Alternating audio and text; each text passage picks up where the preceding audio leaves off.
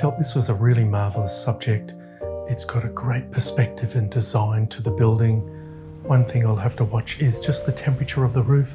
There's a slight different colour change, but also it's fairly washed out and it can look a little faded and I can lose the overall temperature of the painting. But the one aspect I really wanted to work on was the greens. And I think one of the great tricks is to make sure we keep the cadmium yellow, especially into the foreground, so I'm able to create that depth and distance. So let's see how I go. One of the most common questions I get, and people will always comment on my use of green and my ability with green, and it wasn't something that I actually set out to conquer or to be able to do. It just seems an innate thing that I was reasonably good with greens. And it's only really been upon reflection and trying to then figure out, well, what do I do when I use green, or how do I get them to work? And probably the two rules of thumb for me I've come to think of is, one, we can temper it with a certain amount of yellow. So it's blue and yellow as a base for green, but also it's the little bit of red.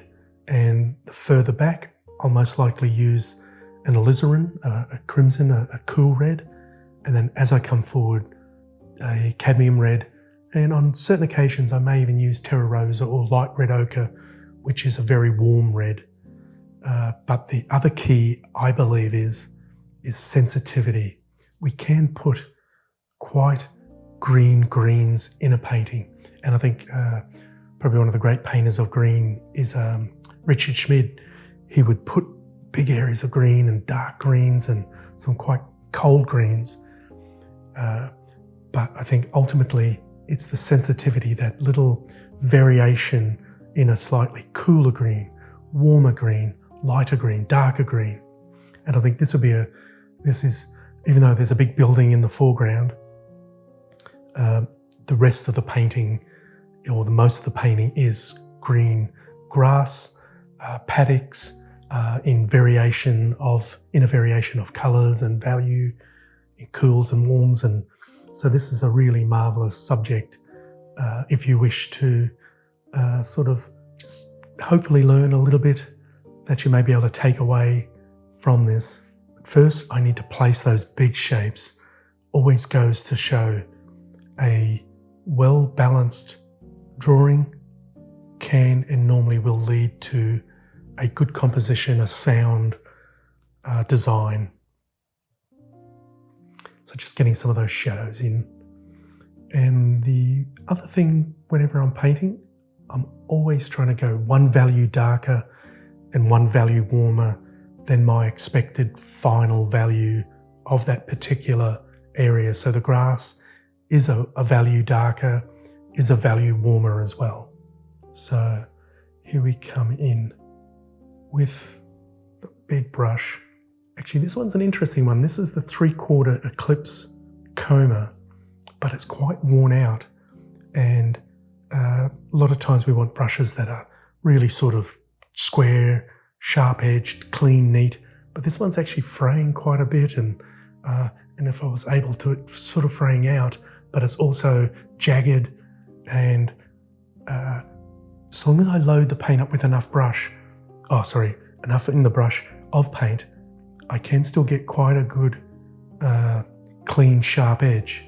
But the beauty is that every now and then when it's starting to either run out of paint or it'll actually break open a little, so those frays are coming back. So it gives me some beautiful random shapes.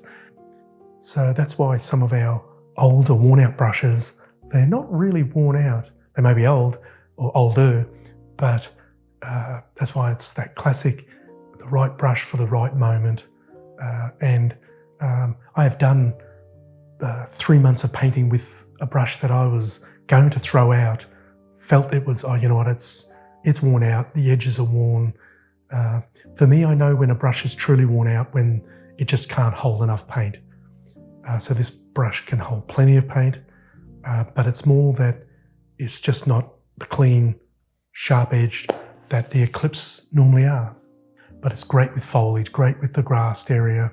And I don't mind it on the rooftops, the sunlit white walls, because a brush that is too neat can make our painting look a little stiff and a little sterile, a little too well manufactured, almost like an architect's rendering, which we do need the perspective, the draftsmanship of an architect, but then we need to know where, when to loosen up, to remove a strong edge, a sharp edge, have a lost edge. That's, for me, that's the key. It's finding those nuances when it comes to those little aspects. And once again, we're quite strong in colour and value in the background, but then what that's going to mean is that we just need to be stronger in the foreground. So we set a nice standard in the background, but then we just come more powerful, and that's what creates the lovely depth. Because I have found over time that when I've tried to go a little more atmospheric, a little hazier, or a little bit more softer and muted, the painting can tend to fall apart, unless it's a foggy day or something like that. But in a strong sunlit day, it's a small distance between the background value and the foreground. And normally the big difference will be is a slight little bit of the sky blue. That's another way to tone off and kill a little bit of the yellow and red in those mixes in the background, which can help create that lovely depth and distance. This board's an 11 by 14, so it's a little bigger than a few of the paintings that we've done over the last period. And once again, it's a great size. So I've got quite a bit of cadmium yellow in the greens in the foreground. Then I'm using phthalo green, French ultramarine blue to help create the variation. And I think the other secret really is the phthalo green. Hopefully I said French ultramarine blue and phthalo green. I don't use phthalo blue, never have, never bought it. So it's the phthalo green that does help me get that variation that just having French ultramarine and cadmium yellow or yellow ochre, it gives me great variation.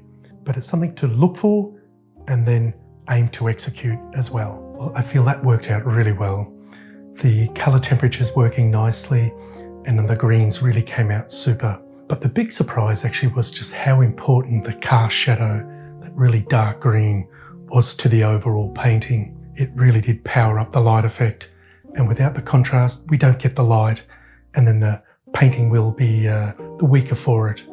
But also I think the thing I have to be conscious of is making sure I don't tighten up too much. I want to keep that brush mark going. I even brought a little bit of palette knife into the foliage just so that I loosened up and didn't get too architectural or too tight. Thanks for watching. All the best. Bye for now.